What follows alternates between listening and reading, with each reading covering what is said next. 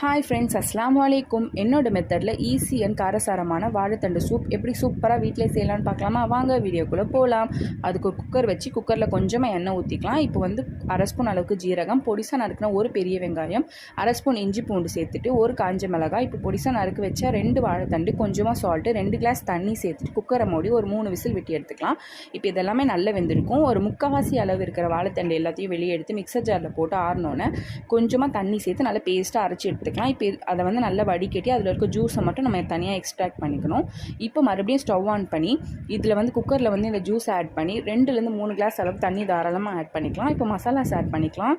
கொஞ்சமாக சோம்புத்தூள், மிளகுத்தூள், ஜீரகத்தூள், கரம் மசாலா சேர்த்துட்டு தேவையான அளவு சால்ட் சேர்த்துக்கலாம். இப்போ நல்ல கொதி வந்தோன்னா லாஸ்ட்டில் 1 ஸ்பூன் அளவுக்கு கார்ன்ஃப்ளவரை வந்து தண்ணியில் கலக்கி சேர்த்துட்டு கடைசியாக கொத்தமல்லி தூவி இறக்குனீங்கன்னா சூப்பரான வாழைத்தண்டு சூப் ரெடி ஆயிரும். கண்டிப்பாக ட்ரை பண்ணி பாருங்கள். For more easy recipes follow me Ron Aisha vlog. Thanks for வாட்சிங்.